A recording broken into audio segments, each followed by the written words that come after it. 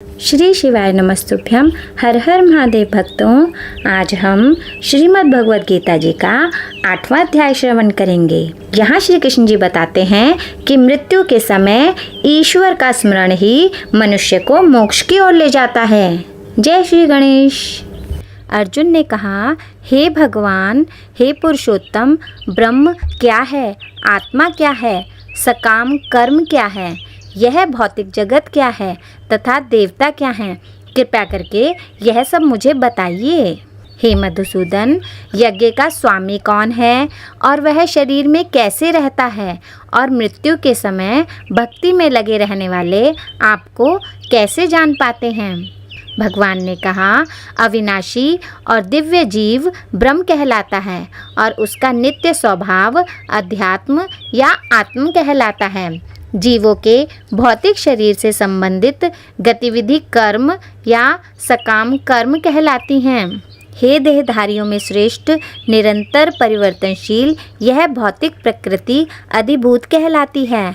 भगवान का विराट रूप, जिसमें सूर्य तथा चंद्र जैसे समस्त देवता सम्मिलित हैं, अधिदेव कहलाता है तथा प्रत्येक देहधारी के हृदय में परमात्मा स्वरूप स्थित मैं परमेश्वर अधियज्ञ कहलाता हूँ।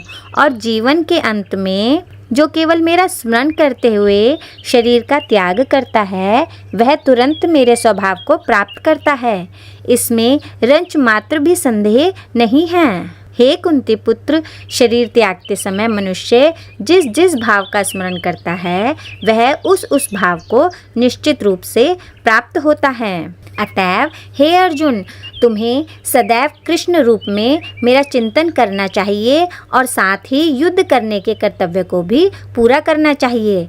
अपने कर्मों को मुझे समर्पित करके तथा अपने मन एवं बुद्धि को मुझ में स्थिर करके तुम निश्चित रूप से मुझे प्राप्त कर सकोगे।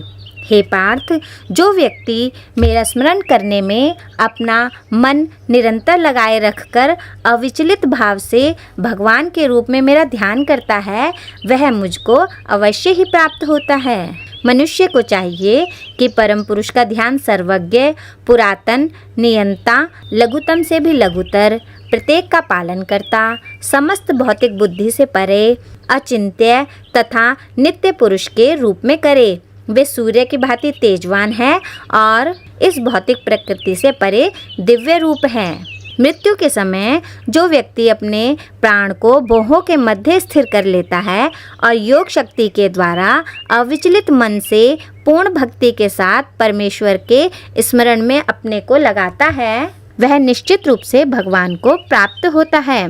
जो वेदों के ज्ञाता हैं, जो ओमकार का उच्चारण करते हैं और जो संन्यास आश्रम के बड़े बड़े मुनि हैं, वे ब्रह्म में प्रवेश करते हैं। ऐसी सिद्धि की इच्छा करने वाले ब्रह्मचर्य व्रत का अभ्यास करते हैं। अब मैं तुम्हें वह विधि बताऊंगा जिससे कोई भी व्यक्ति मुक्ति लाभ कर सकता है। इंद्रियों के समस्त द्वारों को बंद करके तथा मन को हृदय में और प्राणवायु को सिर पर केंद्रित करके मनुष्य अपने को योग में स्थापित करता है। इस योगाभ्यास में स्थित होकर तथा अक्षरों के परम संयोग यानी ओमकार का उच्चारण करते हुए यदि कोई भगवान का चिंतन करता है और अपने शरीर का त्याग करता है, उसे मोक्ष के रूप में उत्तम गति प्राप्त होती है। हे अर्जुन, जो अनन्य भाव से निरंतर मेरा स्मरण करता है, उसके लिए मैं सुलभ हूँ, क्योंकि वह मेरी भक्ति में प्रवृत्त रहता है। मुझे प्राप्त करके महापुरुष जो भक्ति योगी है, कभी भी दुखों से पूर्ण इस अनित्य जगत में नहीं लौटते, क्योंकि उन्हें परम सिद्धि प्राप्त हो चुकी होती है। इस जगत में सर्वोच्च लोक से लेकर निम्नतम सारे लोक दुखों के घर हैं, जहाँ जन्म तथा मरण का चक्कर लगा रहता है। किंतु हे कुंती पुत्र, जो मेरे धाम को प्राप्त कर लेता है, वह फिर कभी जन्म नहीं लेता है। मानवीय गणना के अनुसार 1000 युग मिलकर ब्रह्मा का एक दिन बनता है और इतनी ही बड़ी ब्रह्मा की रात्रि भी होती है।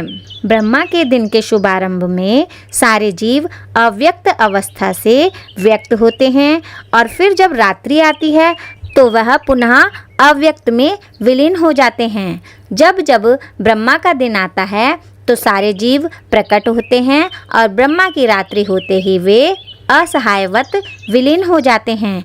इसके अतिरिक्त एक अन्य अव्यक्त प्रकृति है जो शाश्वत है और इस व्यक्त तथा अव्यक्त पदार्थ से परे है। यह परा यानी श्रेष्ठ और कभी नाश न होने वाली है। जब इस संसार का सब कुछ लय हो जाता है तब भी उसका नाश नहीं होता, जिसे वेदांती अप्रकट और अविनाशी बताते हैं, जो परम गंतव्य है, जिसे प्राप्त कर लेने पर कोई वापस नहीं आता, वही मेरा परम धाम है। भगवान जो सबसे महान है, अनन्य भक्ति द्वारा ही प्राप्त किए जा सकते हैं। यद्यपि वे अपने धाम में विराजमान रहते हैं तो भी वे सर्वव्यापी हैं और उनमें सब कुछ स्थित है। हे भरत श्रेष्ठ, अब मैं तुम्हें उन विभिन्न कालों को बताऊंगा जिनमें इस संसार से प्रयाण करने के बाद योगी पुनः आता है अथवा नहीं आता है। जो परब्रह्म के ज्ञाता हैं वे अग्निदेव के प्रभाव में, प्रकाश में, दिन के शुभ क्षण में, शुक्ल पक्ष में या जब सूर्य उत्तरायण में रहता है, उन 6 मासों में इस संसार से शरीर त्याग करने पर उस परब्रह्म को प्राप्त करते हैं। जो योगी धुएं रात्रि कृष्ण पक्ष में या सूर्य के दक्षिणायन में रहने के 6 महीनों में दिवंगत होता है, वह चंद्रलोक को जाता है, किंतु वहाँ से पुनः पृथ्वी पर चला आता है। संसार की नित्य चलने वाली शुक्ल और कृष्ण नाम की 2 गतियाँ हैं। एक से आने पर लौटना पड़ता है और दूसरी पर फिर नहीं लौटना होता। हे अर्जुन, यद्यपि भक्तगण इन दोनों गतियों को जानते हैं किंतु वे मोहग्रस्त नहीं होते। अतएव तुम भक्ति में सदैव स्थिर रहो।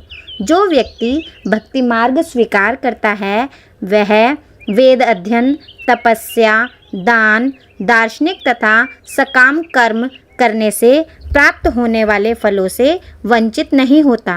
वह मात्र भक्ति संपन्न करके इन सब फलों की प्राप्ति करता है और अंत में परम नित्य धाम को प्राप्त होता है। इस प्रकार श्रीमद् भगवद गीता जी का 8वां अध्याय संपूर्ण हुआ।